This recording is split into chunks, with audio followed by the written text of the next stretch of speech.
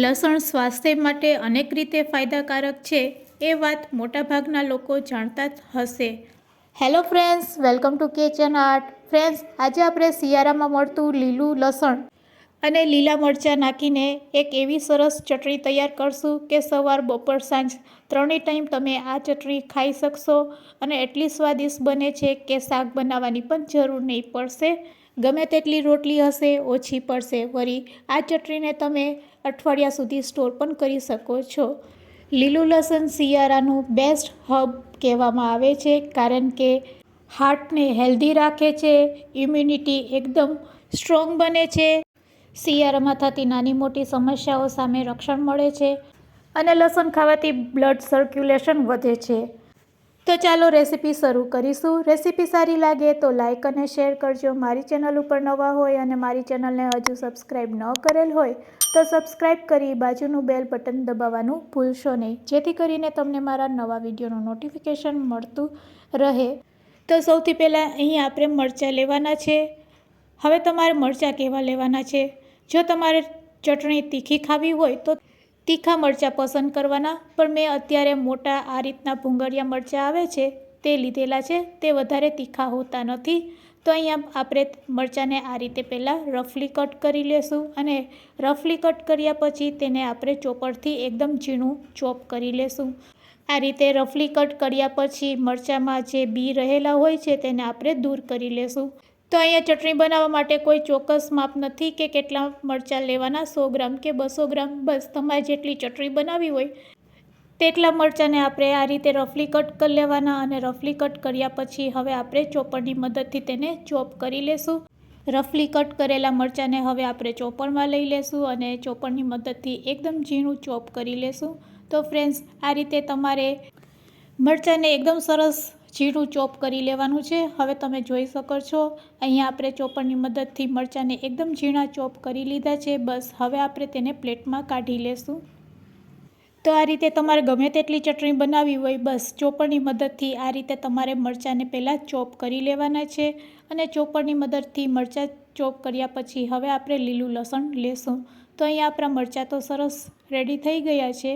હવે આપણે લીલું લસણ લેશું. લીલા લસણને આપણે એકદમ સારી રીતે પહેલાં સાફ કરી લેશું અને ચાકુની મદદથી તેને પણ આપણે કટ કરી લેશું.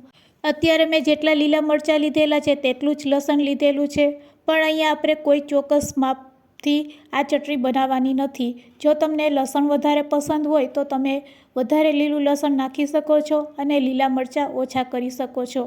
અને જો તમને તીખાશ વધારે પસંદ હોય તો લીલા મરચાં વધારે લેવાના અને લીલું લસણ ઓછું નાખશો તો પણ ચાલશે.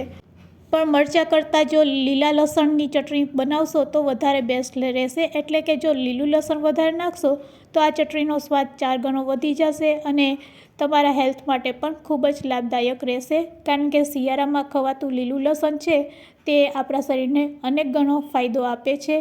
તો અહીંયા મેં લસણને એકદમ ઝીણું સમારી લીધું છે અને તેને પણ પ્લેટમાં લઈ લીધું છે. હવે ચટણી બનાવવા માટે આપણે ગેસની ફ્લેમ ચાલુ કરીશું. એક કઢાઈમાં 2 ચમચી જેટલું આપણે તેલ એડ કરશું. આ ચટણી બનાવવા માટે આપણે થોડુંક તેલ વધારે એડ કરશું કારણ કે ચટણીને આપણે લાંબા સમય માટે સ્ટોર કરવાની છે અને જો તમારે લાંબો સમય માટે સ્ટોર કરવી હોય તો તેલનું પ્રમાણ થોડુંક વધારે રાખવાનું અને જો સ્ટોર ન કરવી હોય તો તમે તેલ ઓછું નાખશો તો પણ આ ચટણી ખૂબ જ ખાવામાં ટેસ્ટી લાગશે. તો અહીંયા તેલ ગરમ થઈ જાય એટલે આપણે ચોપ કરેલા લીલા મરચાં એડ કરી દેશું, તેને સાતરી લેશું અને સાથે લીલું લસણ પણ સમારેલું એડ કરી દેશું. બંને વસ્તુને એડ કર્યા પછી હવે મીડિયમ ટુ હાઈ ફ્લેમ ઉપર આપણે તેને સાતરી લેશું.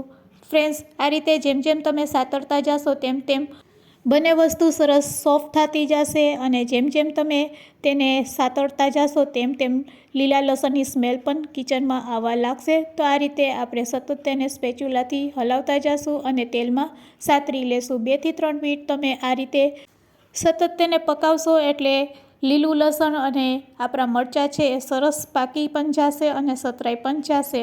હવે આ સ્ટેજ ઉપર આપણે સ્વાદ મુજબ મીઠું નાખી દેવાનું છે અને ચપટી હળદર. હવે કોઈ પણ મસાલા એડ કર્યા વગર તેને આપણે ફરીથી આ રીતે હલાવી લેશું અને આ રીતે મિક્સ કરી લેશું. હવે આપણે છેલ્લે ફક્ત એક જ વસ્તુ નાખવાની છે. પણ હજુ આપણે તેને 1 મિનિટ માટે આ રીતે સાતરી લેશું. અત્યારે મેં ગેસની ફ્લેમ હાઈ રાખેલી છે અને હાઈ ફ્લેમ ઉપર જ તેને આ રીતે સાતરી લેશું. તો હવે તમે જોઈ શકો છો તેલ આપણું એકદમ સરસ છૂટું પડવા લાગ્યું છે. હવે આ સ્ટેજ ઉપર આપણે કોથમરી 1 વાટકી જેટલી એડ કરી દેશું અને કોથમરી એડ કર્યા પછી ફરીથી આપણે તેને સ્પેચ્યુલાથી હલાવીને મિક્સ કરી લેશું. ફરીથી આપણે લો ફ્લેમ ઉપર તેને 1 મિનિટ માટે આ રીતે પકાવીશું એટલે આપણી ચટણી બનીને રેડી. તો ફ્રેન્ડ્સ, અહીંયા આપણી ચટણી બનીને રેડી છે. તમે જોઈ શકો છો ચટણીનો કલર કેટલો સરસ લાગી રહ્યો છે, ગ્રીન. અને આ ગ્રીન ચટણીને તમે સવાર, બપોર, સાંજ ત્રણેય ટાઈમ ખાઈ શકો છો. પરાઠા, ભાખરી સાથે સવારના તમે આ લસણવાળી ચટણી ખાશો તો હેલ્થ માટે પણ ખૂબ જ ફાયદાકારક રહેશે. તો અહીંયા આપણી ચટણી બનીને રેડી છે. ગેસની ફ્લેમ બંધ કરી દેશું અને તેને સર્વિંગ પ્લેટમાં લઈ લેશું. આ રીતે તમે ચટણી બનાવીને અઠવાડિયા સુધી સ્ટોર પણ કરી શકો છો. જો તમારે લાંબો સમય માટે સ્ટોર કરવી હોય તો તમારે તેમાં તેલનું પ્રમાણ થોડુંક વધારે નાખવાનું.